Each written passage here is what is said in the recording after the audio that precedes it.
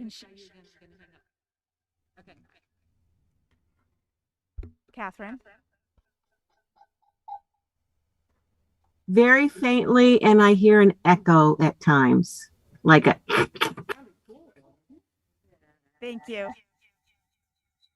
There's the echo again. I think it was just the audio from the laptop. The laptop. How about that, Catherine? Crystal clear. Oh, Great. no. Thank you. Some of it's crystal clear, some of it's garbled.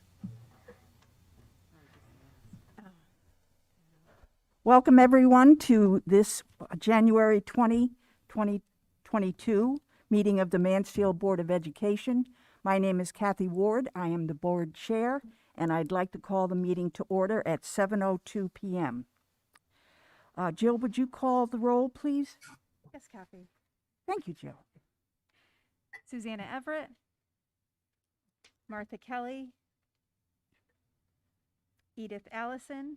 Present. David Latrico. Yeah. Catherine Paulus. Present. Jeanette Picard. Present. Elizabeth Verge. Kelly Zimmerman. Present. Great. Thank you very much, Jill. You're welcome. Edith, would you read our mission statement, please? It is the mission of the Mansfield Public Schools, in partnership with the Mansfield community, to ensure that each and every child develops the knowledge, skills, and dispositions essential for civic engagement and personal excellence in learning, life, and work within our local and global community. Great. Thank you very much, Edith. Now I'd like a motion to approve the minutes of December 9, 2021 regular meeting. Thank you, Dave. Do I have a second? I'll second. Thank you very much, Kelly. Are there any corrections? Are there any objections to approving the minutes? Any abstentions? All right, minutes are approved. Thank you. Jill, communications? Oh, I'm going too fast. I apologize. Take your time. That's quite all right. I always do. There is a letter from the Wyndham Area Interfaith Ministry that was included in your packet. Great. Thank you very much. That brings us to our first hearing for visitors. Seeing no visitors, we'll move on. Any additions to the present agenda? Martha? Yeah, I just had a question about our donation to WAME, and I don't want to have it that we're breaking any rules. So if we could just quickly. It was due in large part to a fundraiser held at the middle school. Yeah. Okay. Well, I can discuss it later for a minute. Thank you. Any additions to the present agenda? All right, thank you. Board reports. The Finance Committee met on January 4, 2022 to review salary budget transfers for the fiscal year 2021-2022. Due to the pandemic, we've had numerous changes to our personnel budget, with a few unanticipated retirements and personnel out on leaves of absences. We've had several new hires and had to move a few positions within the district. As you can see in your packet, there's quite a few increases and decreases in salaries. There's too many for me to mention them all. I'll just go over some of the highlights. First of all, an excellent job was done budgeting for funding for contract negotiations by our superintendent and our finance director. That budget did include contingency funding. After transferring funds to cover negotiated salary increases and adjust for changes with positions, the amount that will remain in contingency for future use is $860. I was very confused by this at first, but then I realized it meant that our superintendent and our finance director were spot on with their budget projections. So thank you for that. During the budget process, it was anticipated we would use ESSER II grant funds to cover salaries due to the pandemic. After the budget was adopted, it was decided that the grant would not be needed for salaries and could be used for other services. You can see in your packet how the $283,000 plus of ESSER II grant fund reductions were made. We had some over budgeted line items in medical insurance and shared IT services that were reallocated. And again, you can see what those funds were used for in your packet, including paying CES. So the committee recommends that the board accepts the fiscal year 2021-2022 salary budget transfer via tonight's consent agenda. Anyone have any questions? Did I confuse you enough? Okay, great. That brings us to information, presentations, and actions. Superintendent report. All right, thank you very much. I have a short report for you this evening, but I wanted to give you some information given that we are back into the depths of the pandemic again, it seems. And I found this slide and I thought it was apropos of today. We didn't exactly have snow, but we certainly did have some treacherous road conditions this morning that caused us to close school. So let me tell you a little bit about what's been going on in our schools and what we've been experiencing with the pandemic. This is all since our December break. You'll recall that when schools closed in December, we were just beginning to experience the latest pandemic wave, the Omicron wave, and we're just beginning to see some positive cases creeping up in those last days in December. As we've all learned, it is a highly contagious strain that resulted in a number of cases over the holiday break that we know of because Eastern Highland Health continued to monitor. But we also know that we have received and our families received really great support from Eastern Highlands. And so children who were sick or who had been in contact didn't come to school those first few days when we came back in January. And so the first few days in January, we had no experience at all in our schools with COVID. Again, pretty much to be experienced given that families had probably just started experiencing positive results at home, and so we're keeping children home.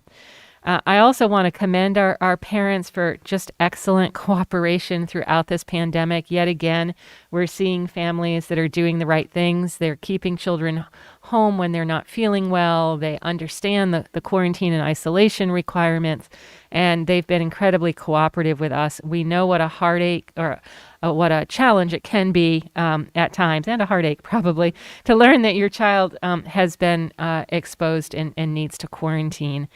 And for our school staff as well, I really need to commend them for all the work that they've done throughout this pandemic, especially our nursing staff and our administrative staff who have the responsibility of following up on every reported case and understanding the ever-changing guidelines on who has to stay home, who has to quarantine, what's the difference between quarantine and isolation, and on and on. So just so you're aware, on the Sunday before we returned from the December break, we actually had an hour-long Zoom call with all of the administrators and me. Our administrators really did not have the entire break off because they continued to follow what was going on, and including meeting with me on Sunday afternoon before they came back. And certainly that level of cooperation has continued. So just some items that you may be particularly interested in, because I'm sure you're hearing a lot about this in the news, and national media is not the same as Connecticut media, and Connecticut news reports even are not the same as the eastern part of the state. But we have experienced a number of positive cases in the last 2.5, almost 3 weeks now. About 50 cases have been reported to us since we returned from break. Those would be 50 cases among children in our schools. However, the number of cases remains quite manageable. Even our cases that have affected our staff have not resulted in such limited staffing that we can't cover the needs with substitutes and other rearranging of staffing in the building. And so I am pleased to report that we have been able to continue to operate school quite pretty much as we had been all fall. And even among bus drivers, we've only had 2 days where we've had bus driver shortage. Each of those days, it was just one driver. And with the agreement we made with the bus company early this fall, we make sure that anybody who does not have a bus that day does get transportation. It just means that they get delayed transportation.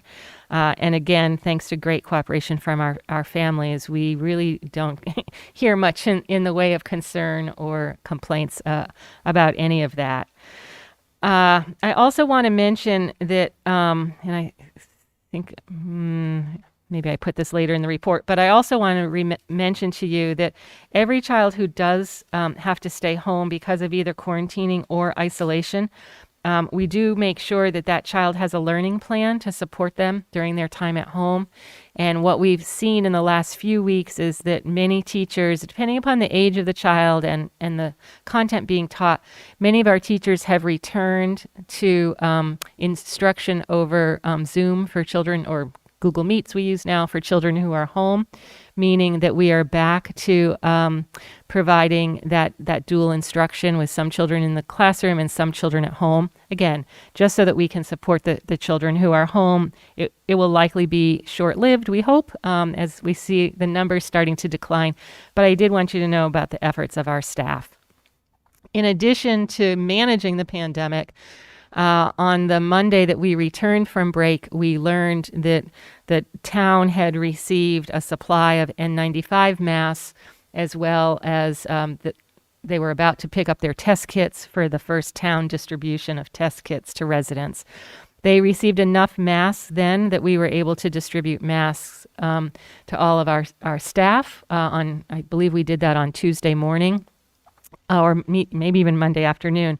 But we also learned on that first Monday that there were going to be test kits available for staff and test kits available for families.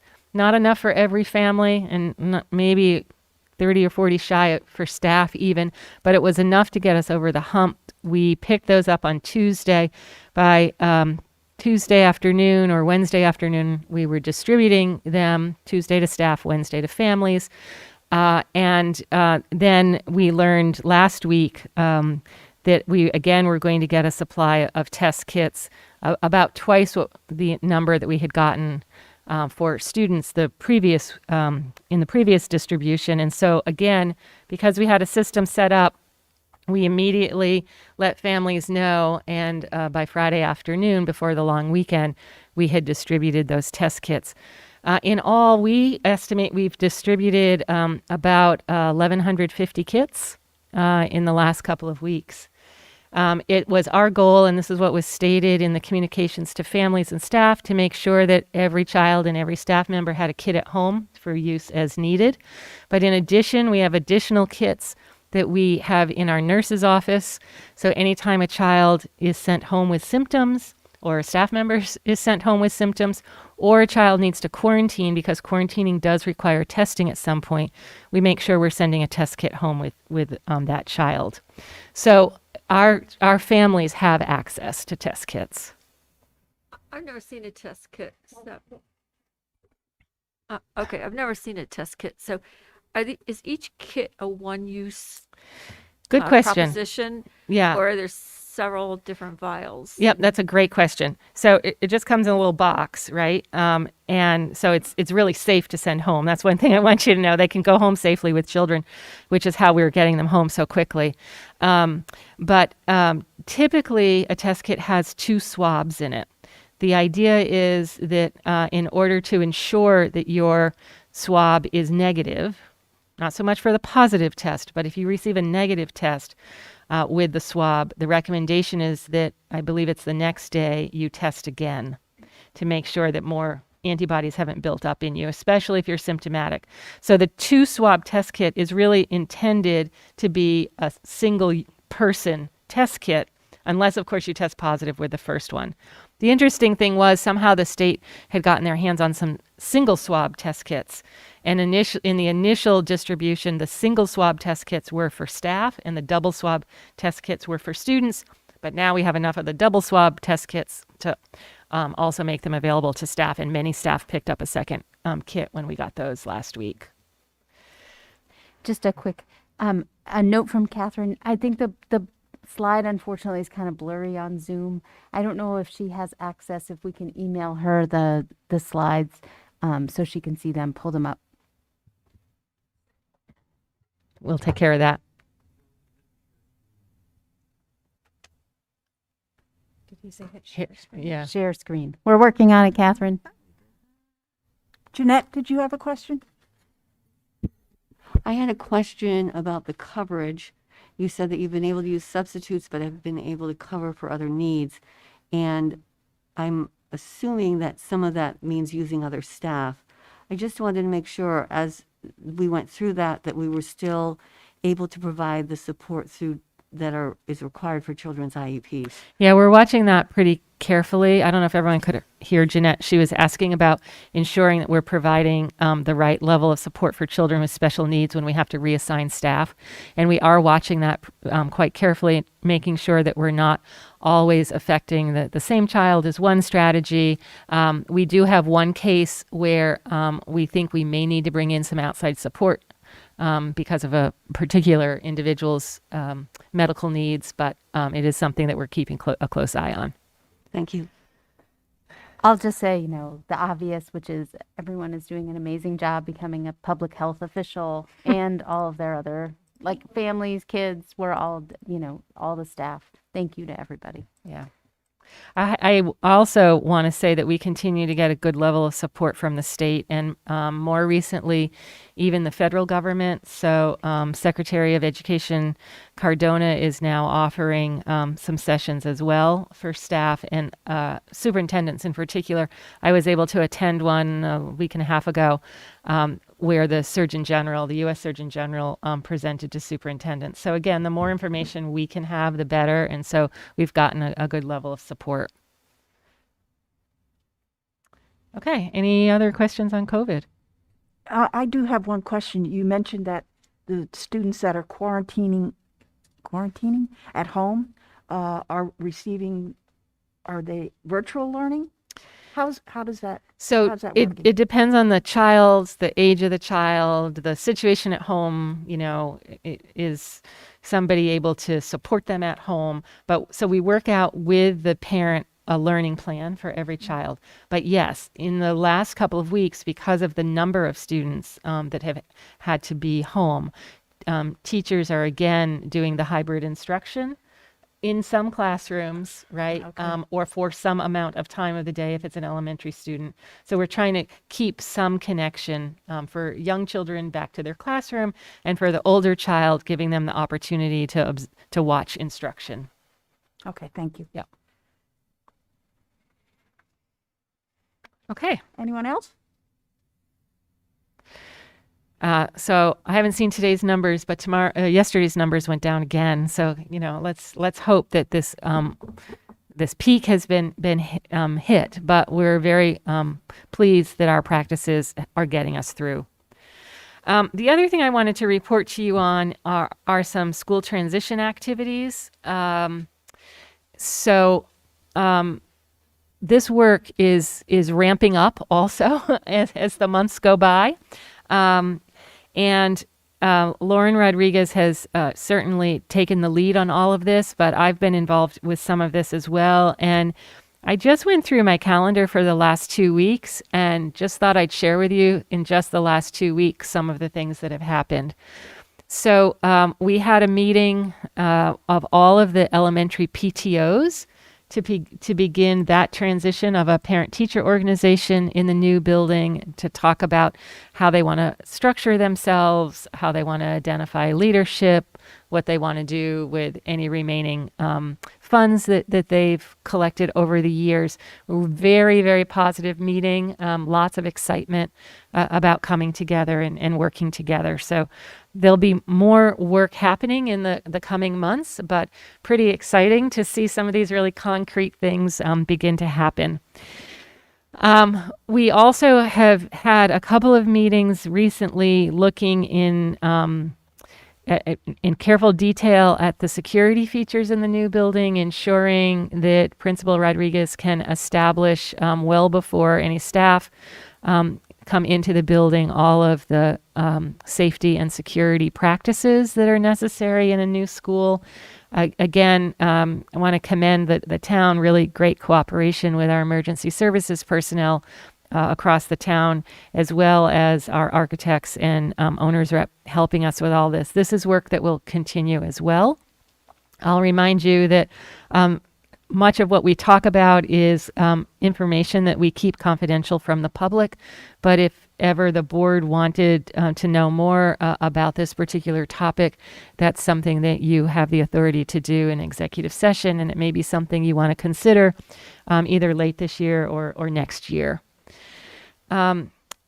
In addition, we are working with a variety of people to think about how best to display data especially for students in the school with regards to energy use, but also for the general public. We know that in order to meet our goal of net zero in this building, it really does take the cooperation of everybody in the building.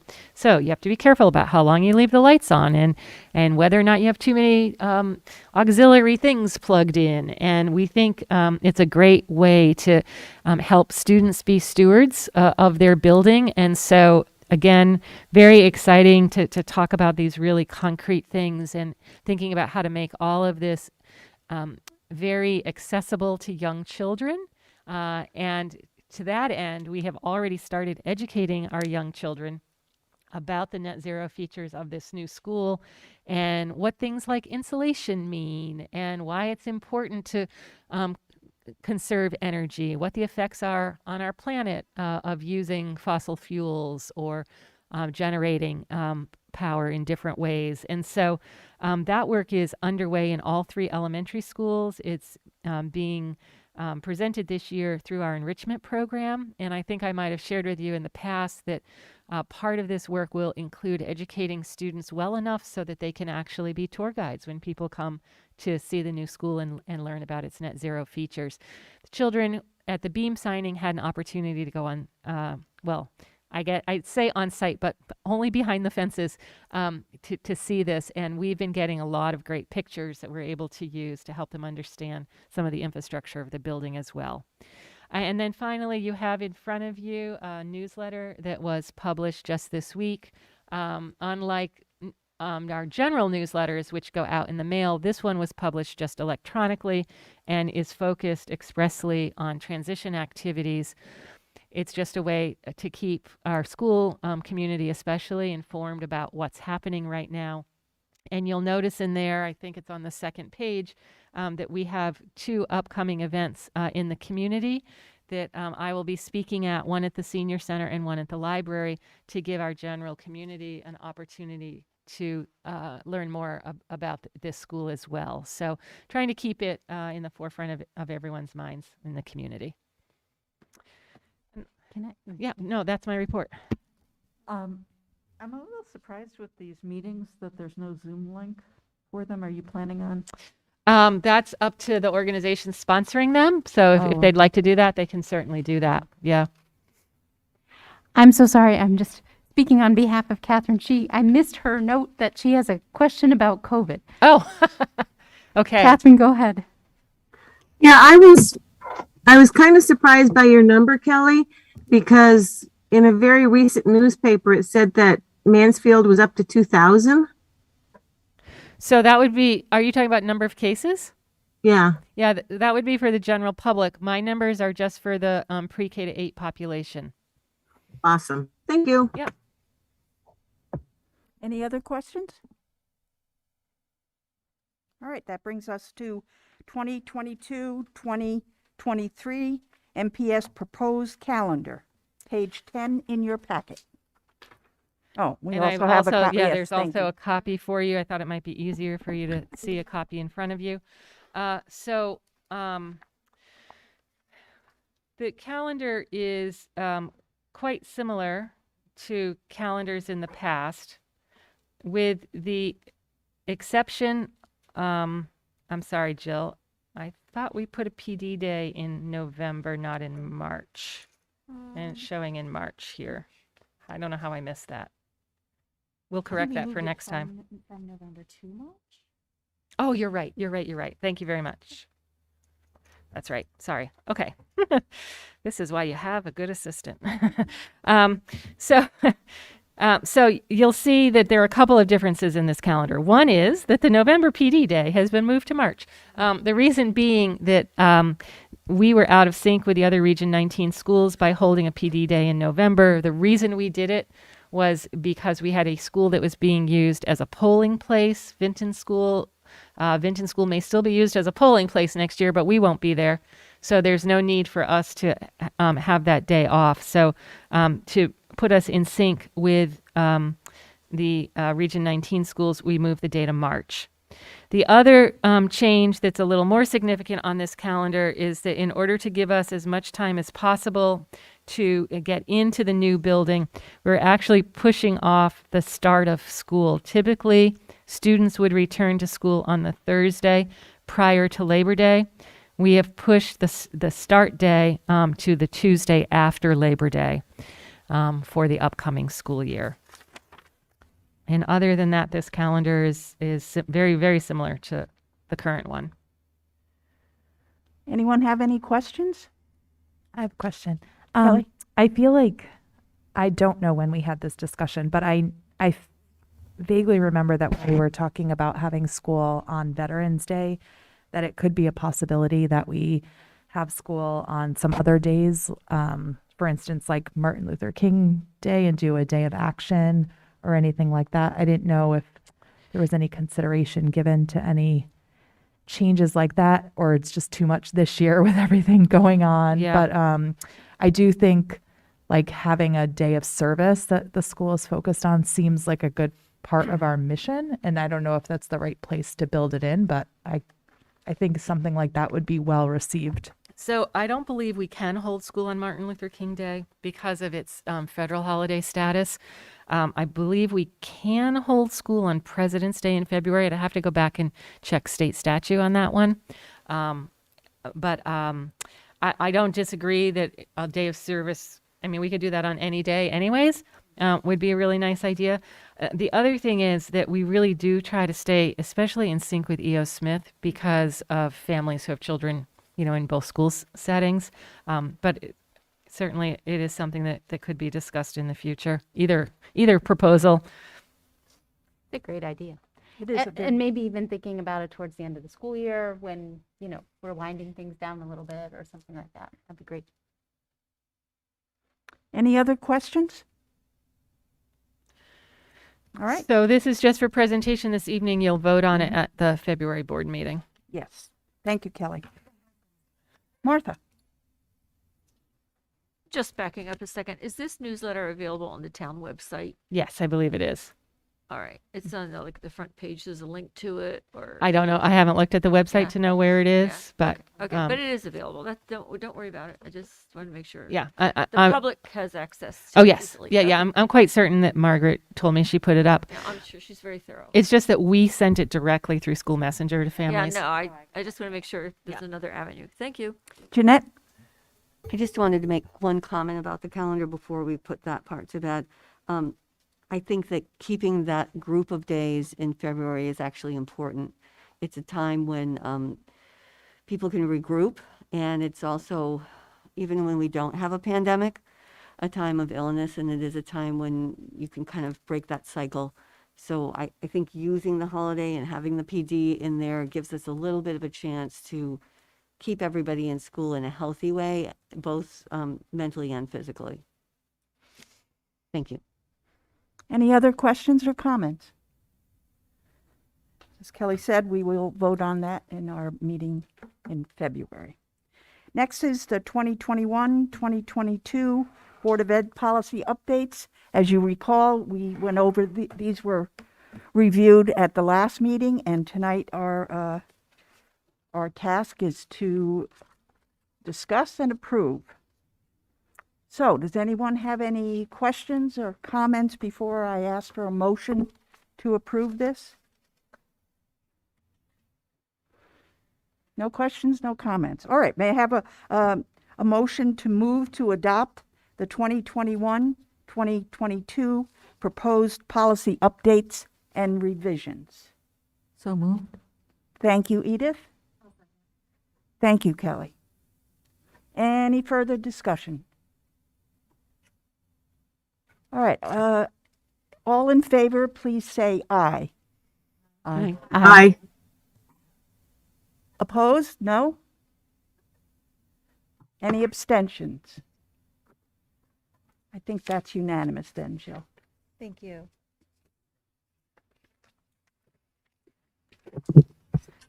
Now we move on to the proposed 2022-2023 budget. Okay, so Jill, if we could change slide decks, and we are going to need to come back to this one, I'm afraid, but. So we have Charmaine Bradshaw Hill here this evening, who will help me present this budget to you. And you have the budget book in front of you, and I'm going to give you the overview first, and then we will walk you through the budget book after I'm able to give you a bit of an overview. So I'm happy to share this superintendent's proposed budget with you for the upcoming school year. I will let you know that this was, I'm going to use the word interesting budget to put together.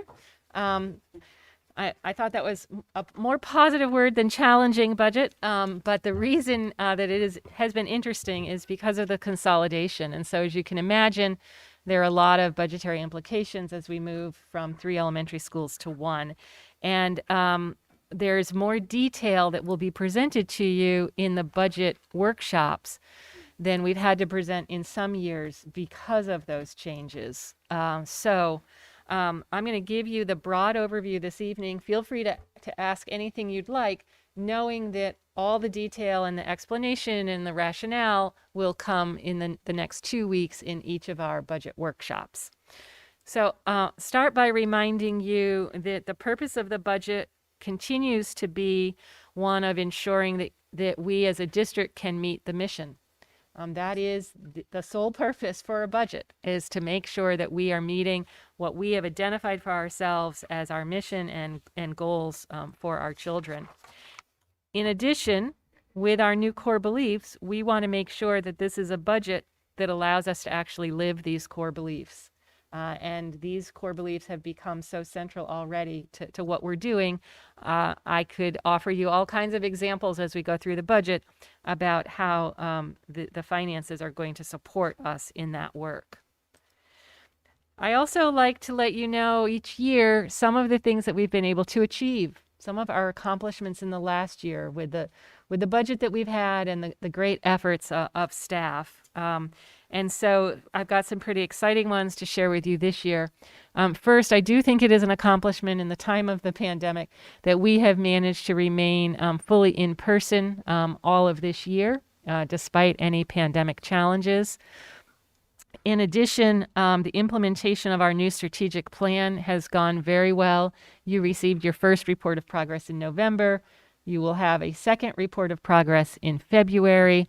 Again, the strategic plan and these core beliefs are quickly anchoring themselves throughout our schools and in the work that we do.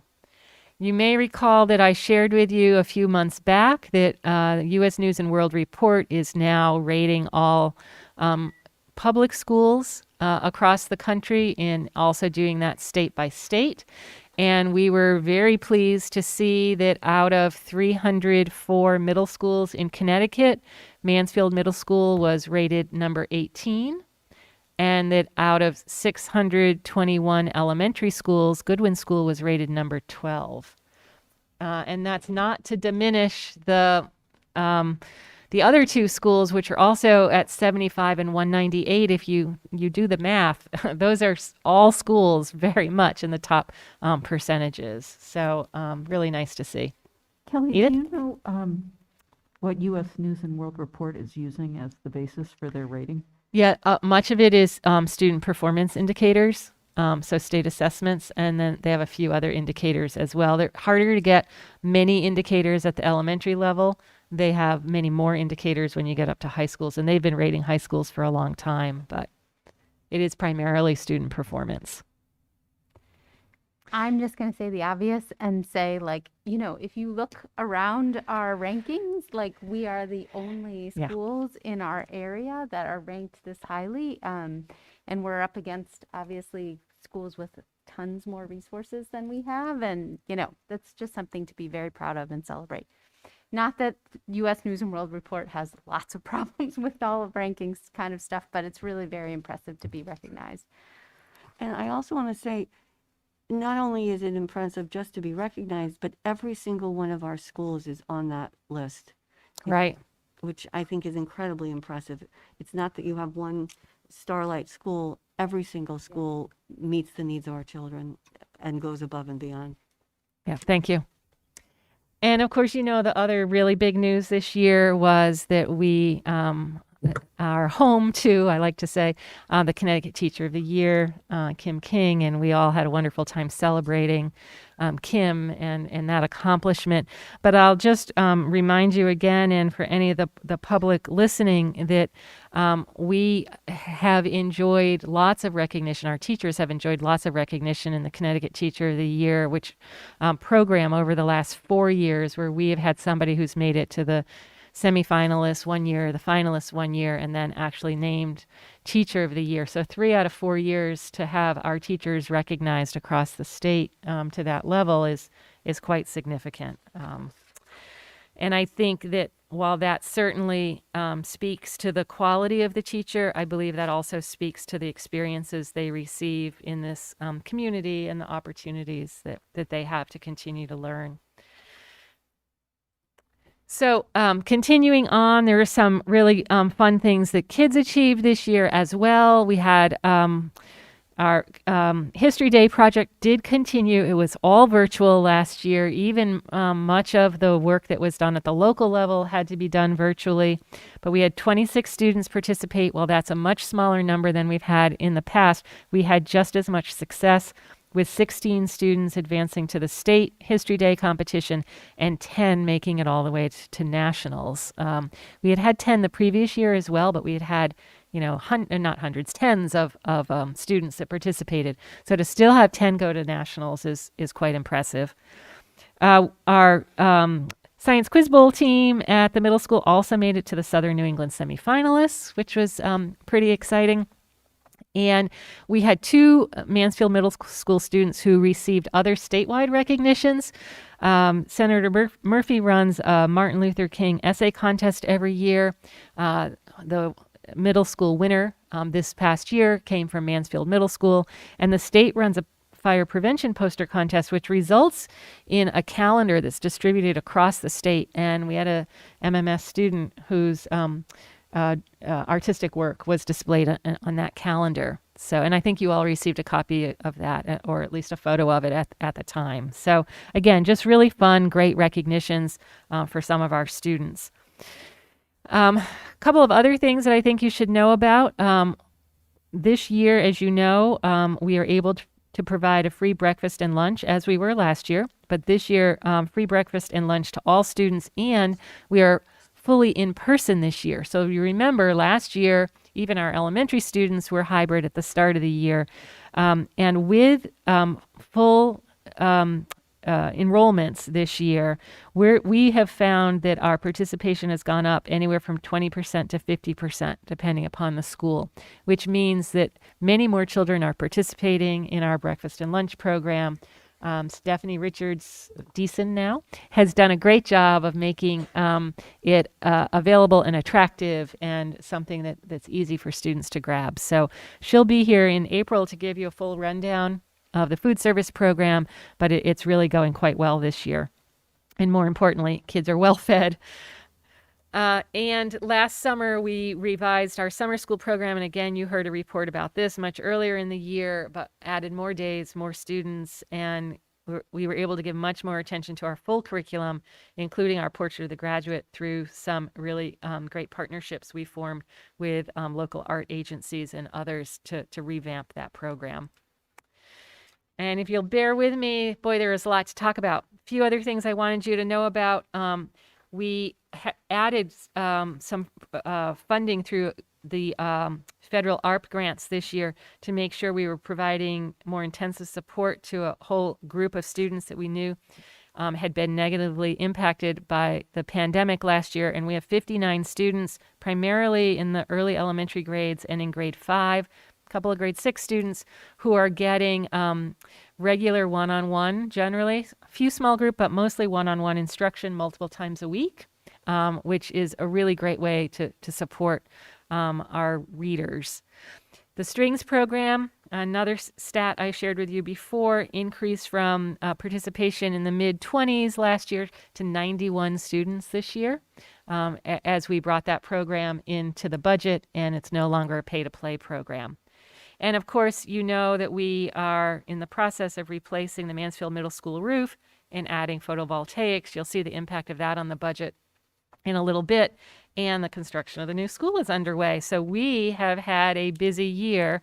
All of this during the time of a pandemic. And I think it's only fair to remind ourselves that we are still very much in the heart of a pandemic, where we are finding multiple ways to provide acceleration to students to attend to any learning irregularities that they experienced over the last 2 school years, finding ways to provide social and emotional supports to students, as well as outreach to families, and really have intensified and enhanced the work that our nursing staff has to do supporting families and students these last 2 years. We continue to implement all of our mitigation strategies. They're working very well for us. And we have, as I mentioned earlier, been finding ways to make sure we're meeting the needs of students who have to be home to quarantine or isolate. So that's the context under which this budget was created. I want to remind you that we have 996 students attending our schools this year, 29% of whom qualify for free or reduced price meal. Although we are offering free meals to all this year, we still calculate the numbers of students living within the poverty limits. 14% of our students receive special education, and 5% of our students are identified English language learners. I should mention that 14% receiving special education is below the state average. I believe the state average is around 17%. And we are maintaining class size. Your board guidelines are at the top of this slide, and at the bottom of the slide, you'll see this year's averages. So 15 per class in grades K to 3 and 4. 18 is our average in grade 5 and 19 in grades 6 and 8. I've included in your budget manual the full enrollment report that you received in October, which has the details for every one of those classes so that you can see where our students are. So now let me give you the highlights of this proposed budget. As with any budget, there are several cost drivers, obligations that we must meet and needs that must be attended to.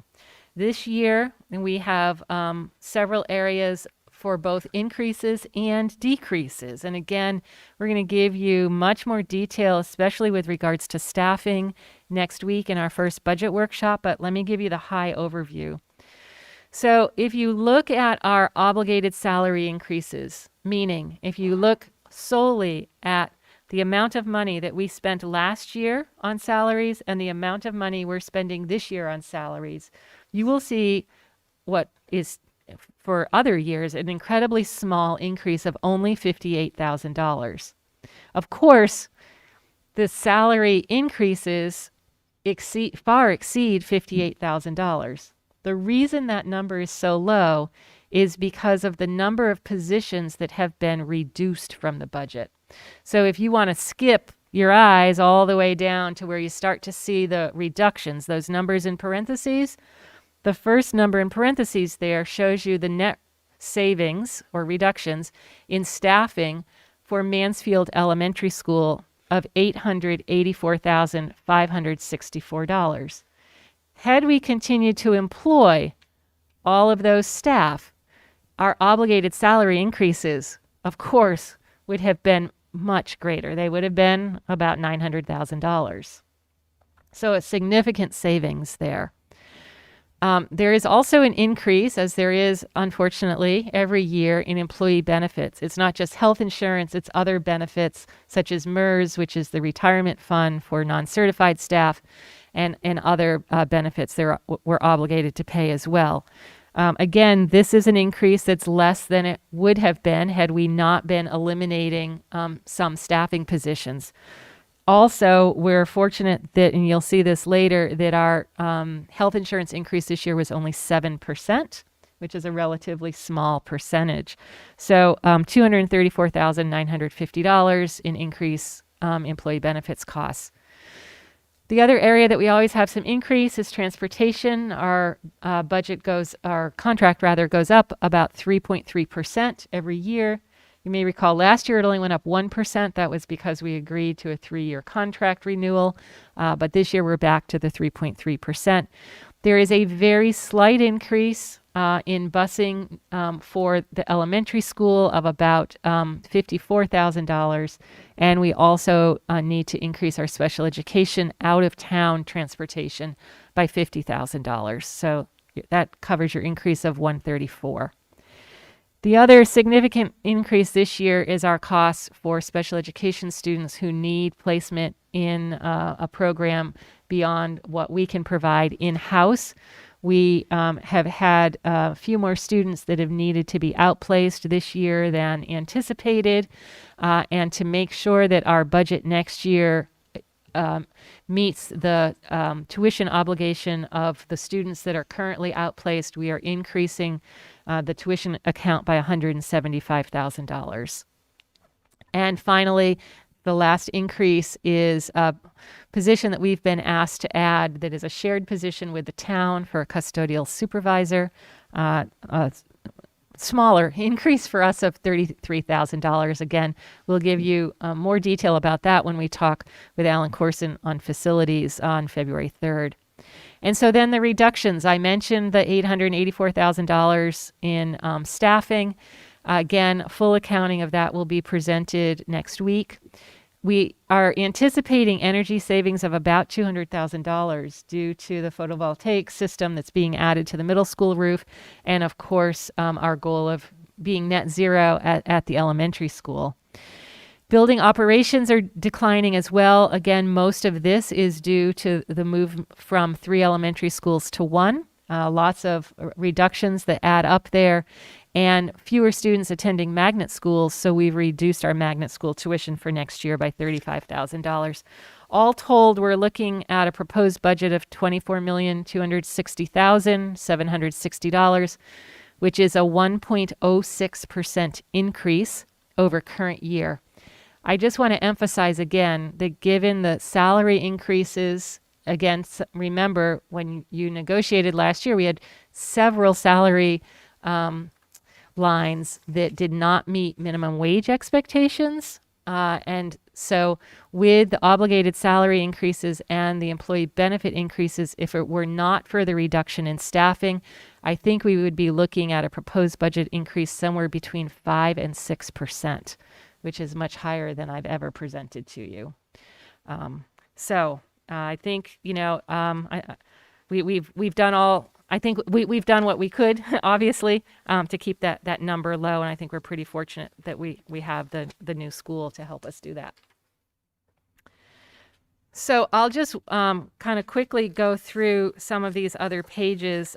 Much of this is for you to just, again, get a big overview and see where we're headed in the workshops. You'll get much more detail in the coming weeks. But I do like to remind you always of what our budget history is. So where does this proposed budget increase, how does it compare to other budgets? You can see a 10-year history here.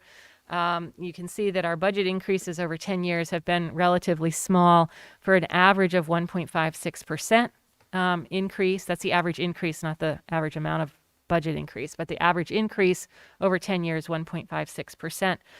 At the same time, we have lost a number of students, and many years we were able to enjoy zero or near zero budgets because of staffing reductions. One of the major drivers also of a budget often is the costs for special education. I tell you this every year. It is not uncommon for a district to spend 20% of their budget on special education. You can see we're not spending anywhere near that. That's due to really good internal practices and our ability to educate most of our students in-house also, which is much better for them. I mentioned there will be several staffing adjustments next year. Because of the new school, we are reducing 2 principals, 5.2 certified staff, 7.5 non-certified staff. But the new school also will require us to add a couple of positions. We're adding a library, working from the bottom up here, a library media specialist. You may recall that we've been using non-certified part-time library specialists and a part-time certified librarian that we share with the town. Those positions will be eliminated in favor of a certified library media specialist.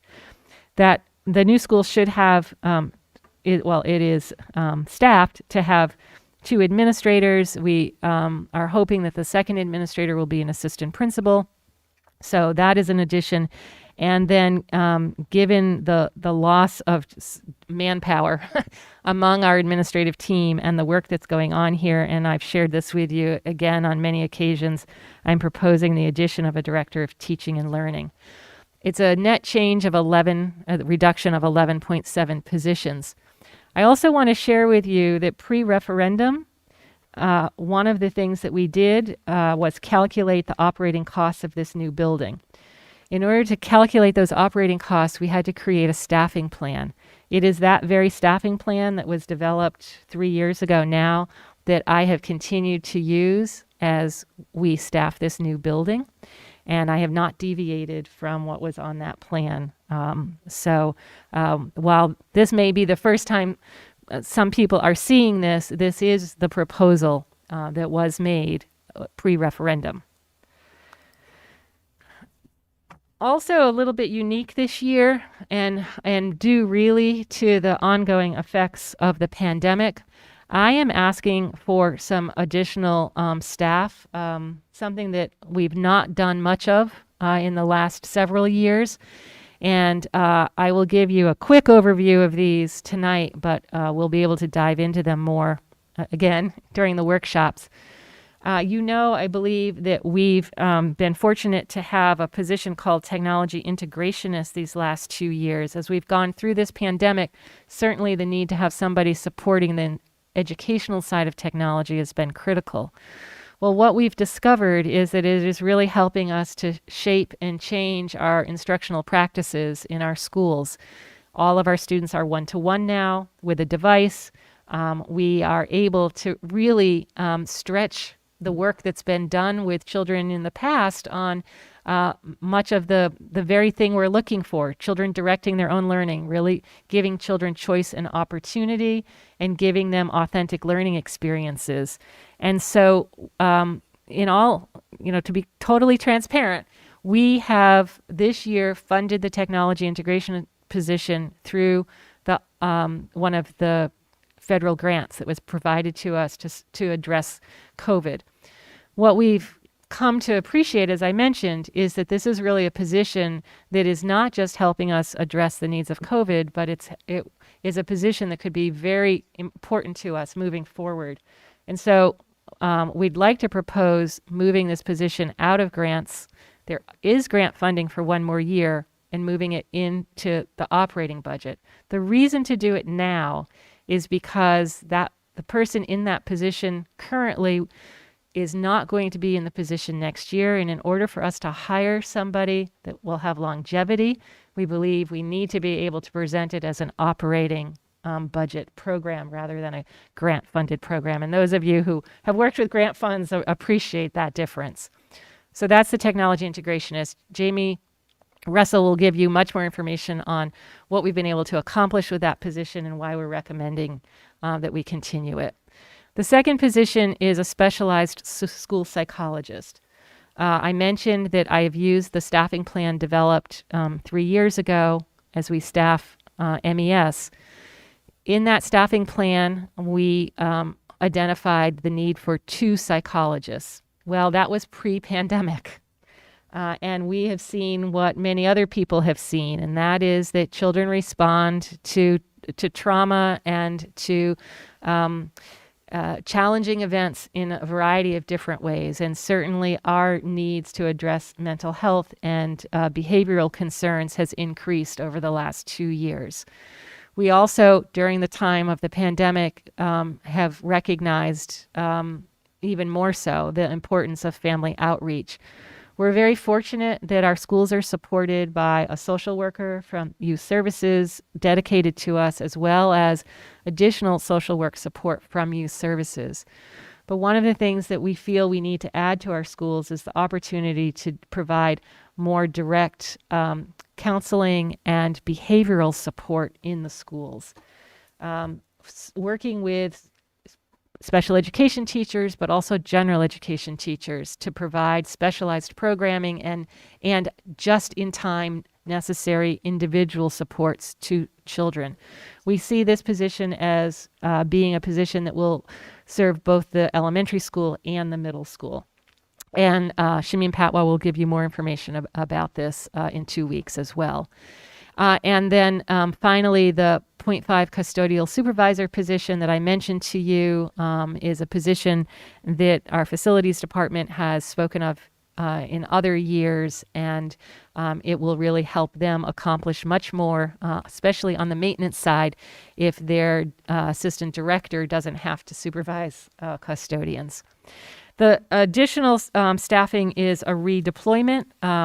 The enrollment at Mansfield Middle School is such that we could reduce a teacher at Mansfield Middle School, but we are finding that the literacy needs in particular of children in the middle school have been significantly increased by this pandemic. Remember, our middle school students had less time fully in person last year than our elementary students, and Candace Morell has a great plan for how to support students, especially as they're aging up now, so in grades 6, 7, and 8 primarily next year, with the addition of, or by maintaining the staffing that she has and reassigning one person to a literacy support person.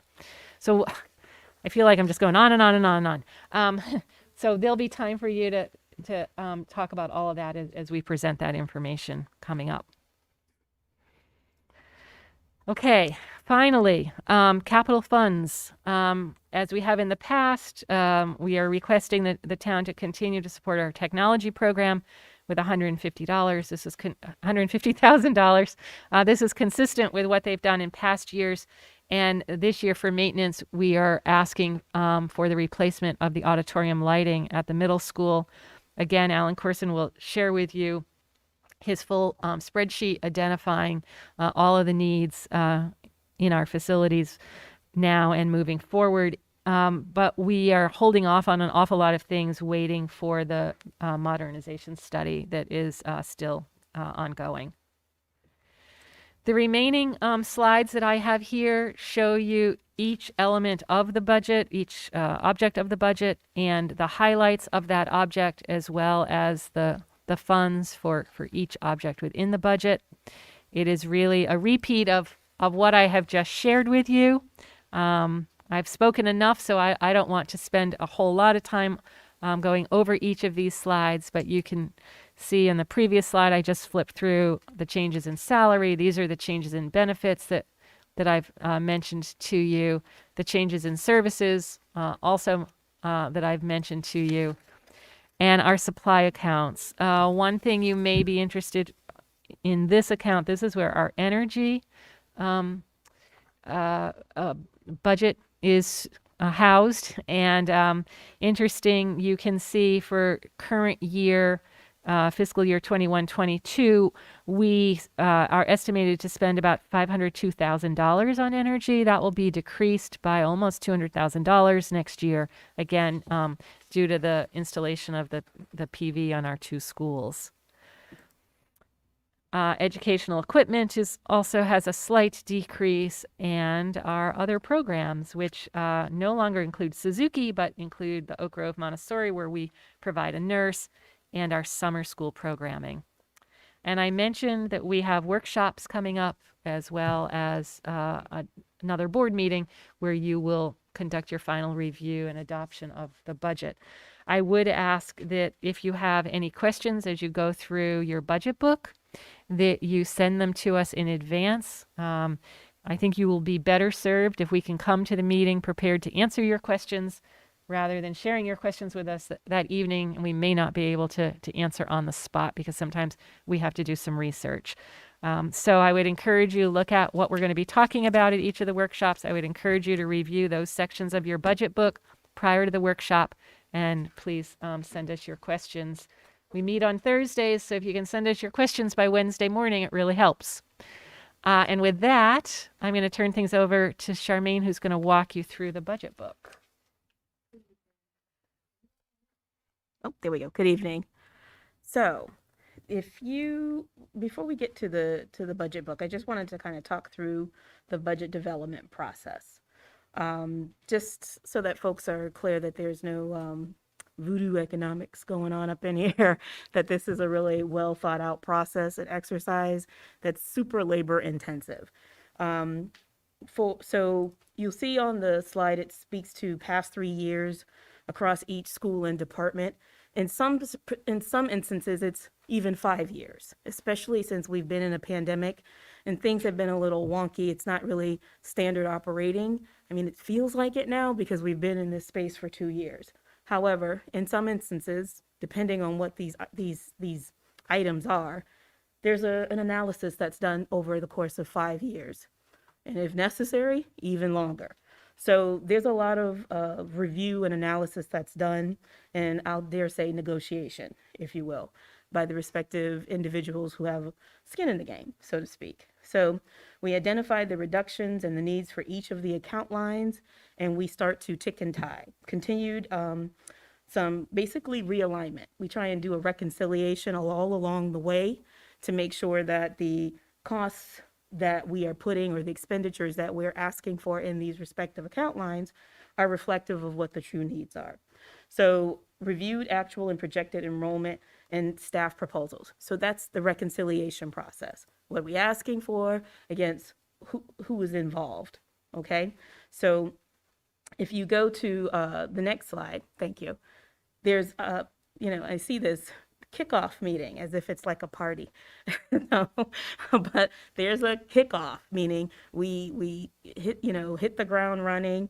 The respective administrators have instructions that they then trickle down to their respective staffs who work on worksheets within the respective guidelines that we have in place, meaning they know what the mission is for the school district. They know what their concerns are associated with the development of their students.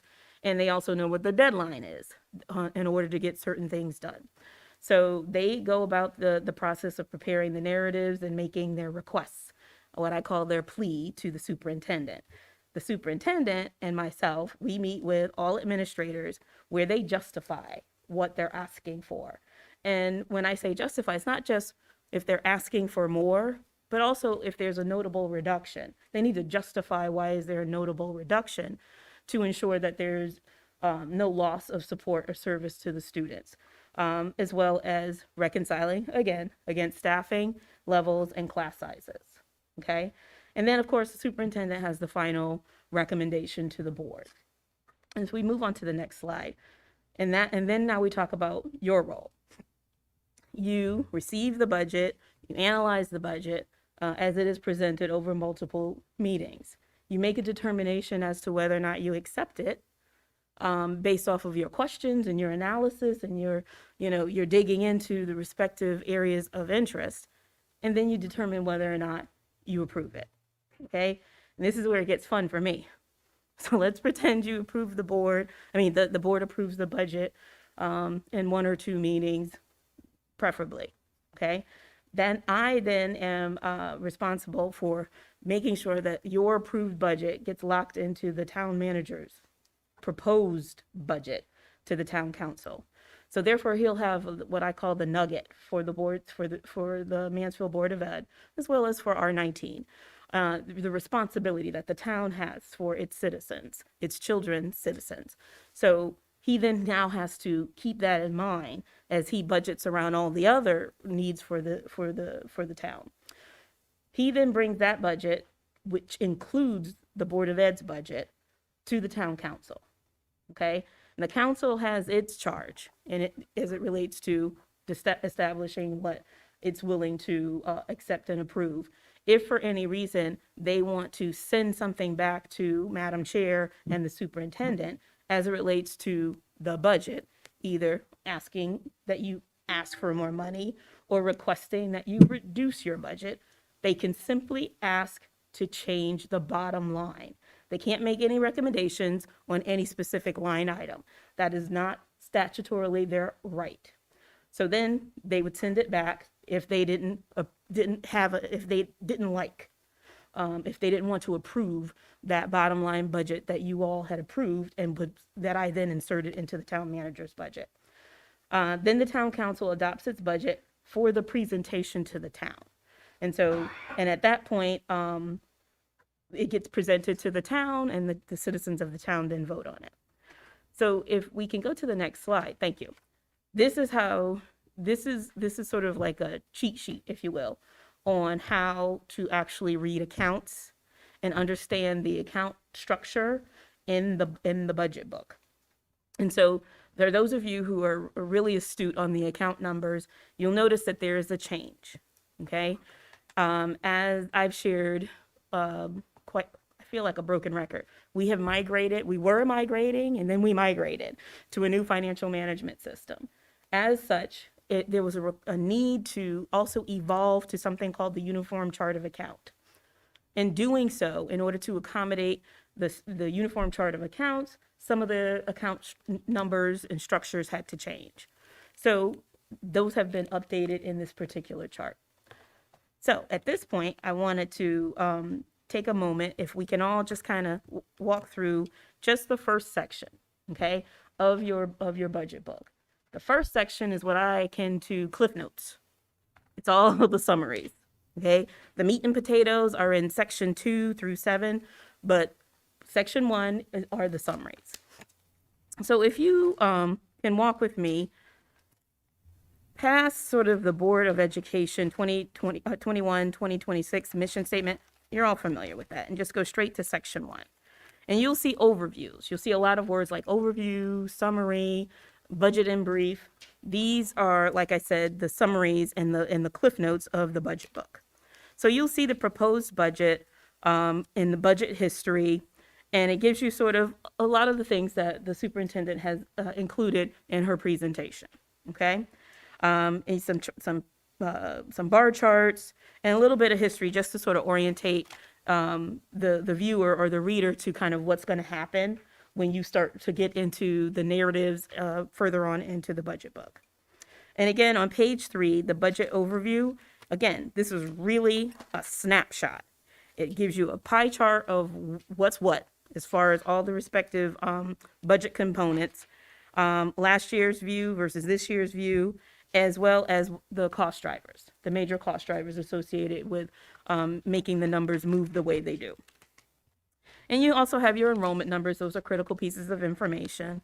And then once you get to page 9, that's when you start seeing the correlation or the connectivity, if you will, with the enrollment summary for the projections. So you'll see an enrollment summary, and then you'll also see a projection.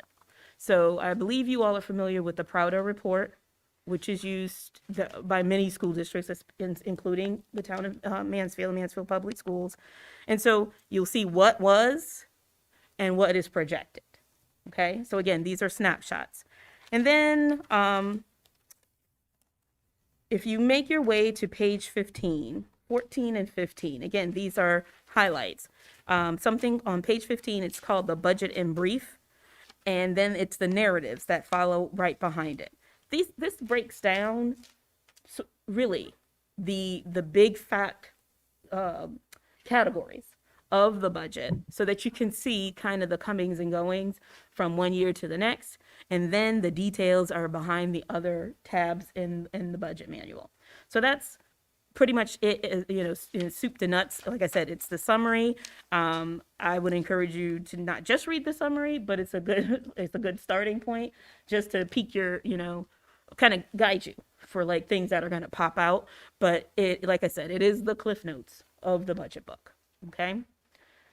And then I guess my last slide is the just just sort of like a comment, if you will, on what this binder is.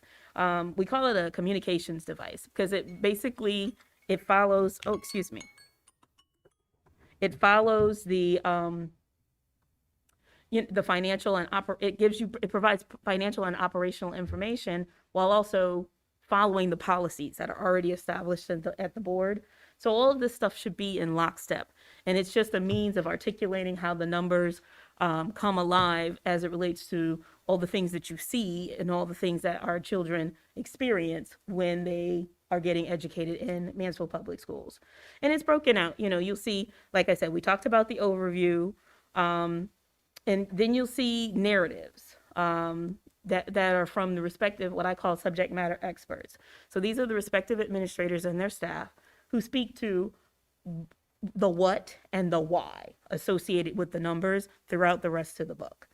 And then you have your budget summaries, which for those folks who just want to see like the big cuts, you get more detail over and above what I just pointed to on page 15, but it's still summary.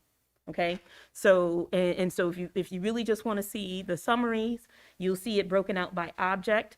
The presentation that the superintendent just gave is broken out by object, meaning transportation, energy, salaries, benefits. Those are objects. Activities and programs and locations, that gets more into specifics associated with the respective schools.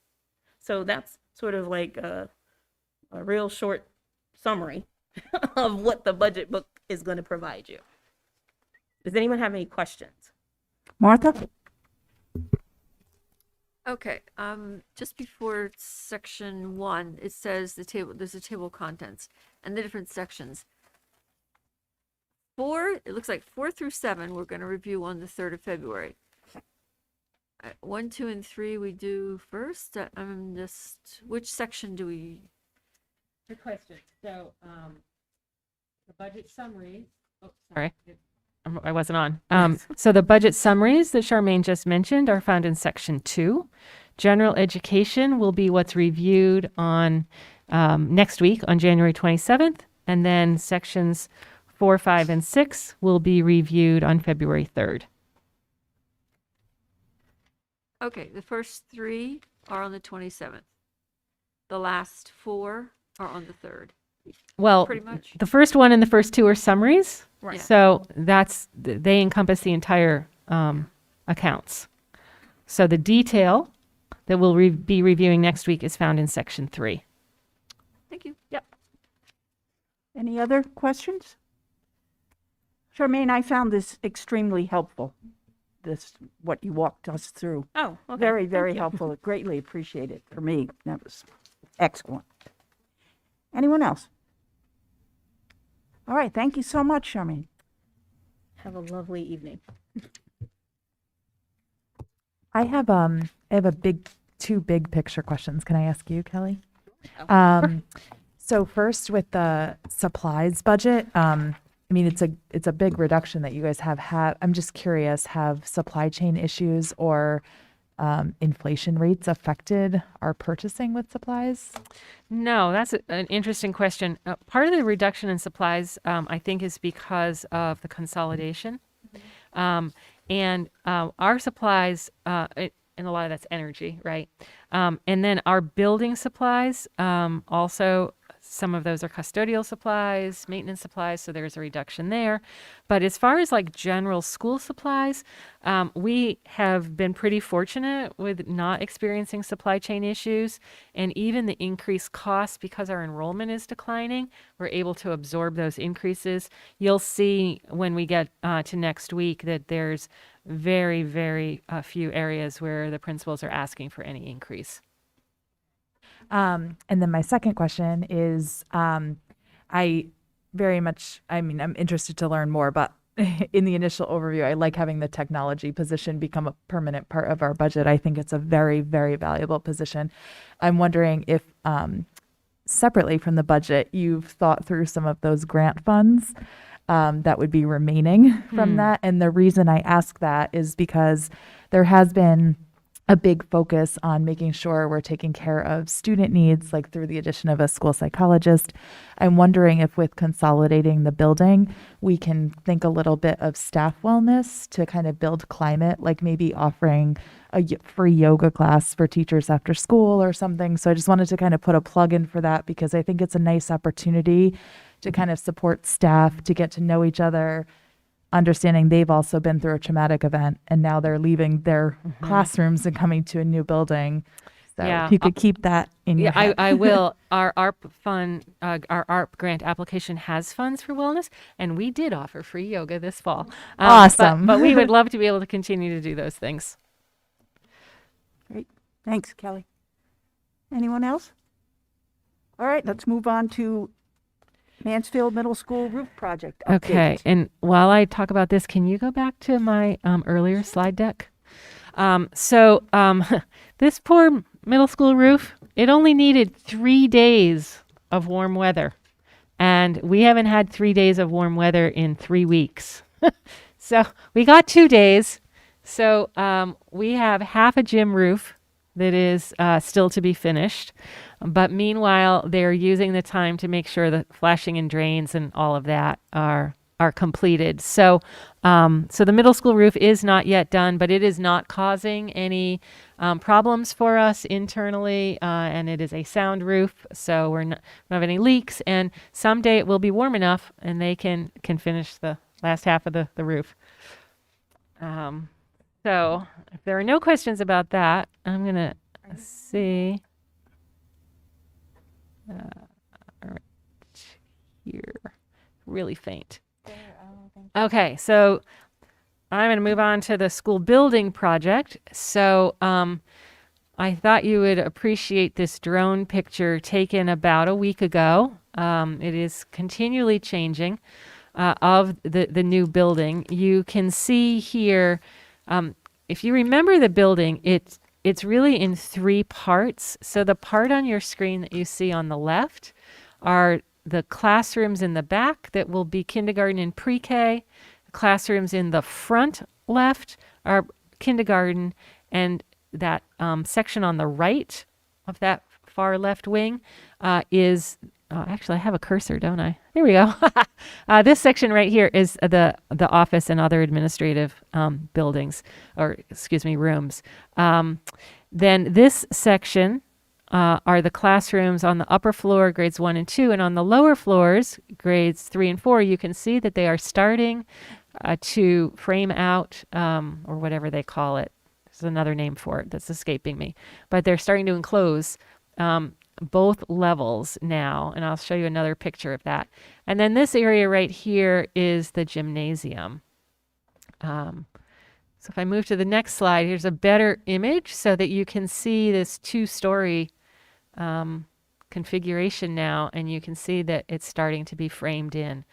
So as soon as the roof is fully sealed, they will begin interior work in these sections of the building, which is really exciting. There's been a lot of work that's been done on the geothermal system. There are 7 pipes. I did not include that photo, but there are 7 underground pipes that lead our 66 wells into the pump house to generate the heating and cooling that will be needed in the new building. So there is a tremendous amount of work that is happening, and they are also very carefully watching the weather. Again, cold day prevents them from finishing the roof as well, although they do have some workarounds.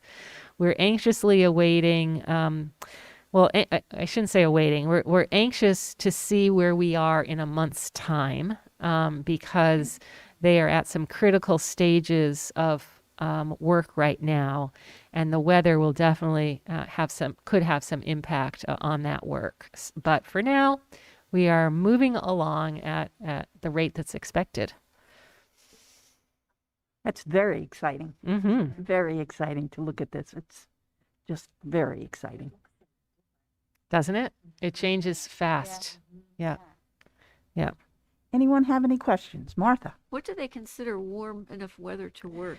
Yeah. As I look at my calendar, I know. it doesn't seem like anything's No, coming. one application needed 25 degrees and rising. I remember that one. So there were a couple of days. They're working every day. It's just that there are certain applications of certain compounds and materials that need to have a certain temperature. So, but there are crews there every day. They're pouring concrete with heated blankets, and it really is fascinating, all the workarounds that they have. There was one picture that showed us an entire floor covered in blankets. Wow, that's a lot of work. You've learned a lot along Oh the way my, here, I haven't certainly you? have. I also keep telling people there's a reason why I have never built my own home. Anyone have any questions? Thank you very much, Kelly, for all of that. We don't have any new business. I don't see any visitors, so we do not have a hearing for visitors. May I have a motion to accept the consent agenda? Thank you, Dave. A second? Thank you, Edith. All in favor of approving the consent agenda, please say aye. Aye. Aye. Opposed? Abstentions? That passes unanimously. Thank you very much. Oh, again, with regret. That's a impressive group that is retiring. With much appreciation and loss to us. Are there any suggestions for future agenda items? Martha? Kathy, I had a question about the contribution. Do you do that afterwards? The contribution from the consent agenda? No. Oh, what you mentioned before. Before. So whenever you want to fit that in, but I don't have anything as a future Well, agenda item. So Yeah, let's just do it. is that a good time to ask my Sure. question? Yeah, I just want to make sure that we're not breaking any regulations. So I just didn't understand and wanted some clarification. I remember one time, a few years ago, I asked if we could do this, and I was told that absolutely under no circumstances was any taxpayer money to be given to a charity. So I just want to, and Kelly, you mentioned that It was a this fundraiser. Student Yeah. fundraising. It was a dedicated fundraiser at the middle school. Okay. Yeah, those weren't budget funds. Yeah. Yeah. So that was a good clarification. And I didn't know if I misunderstood the rule from years ago or, thank you. No, thank you for the question, Martha. No executive session. That leads us to a motion to adjourn. Oh, come on now. Let me just Thank you. Thank you, Edith. Do I have a second? Thank you, Dave. Susanna, did you have a? Catherine has a question before we adjourn. I'm sorry. Okie dokie. I just wanted to ask about the fundraiser. Who did it and what was it? It was the middle school, and I don't recall the details. I just recall having read it in a newsletter that they had raised those funds. Louis is walking out of the box. Louis, what was the fundraiser? Oh, yes. It was a Pennies for Warmth fundraiser, which is like a pennies war. I sent in a lot of change. The reason why I was asking, because I wanted to make sure that the right people got the thank you note. Yes. I believe they received a thank you as well. Okay, because we didn't even know about it, so I just want to make sure that the right people got thanked. Yes. Sorry about my delay in questions, but I'm doing as best as I can. Thank you, Susanna, for all your help. All right, we have a motion to adjourn and a second. All in favor, say aye. Aye. Anyone opposed? We are adjourned at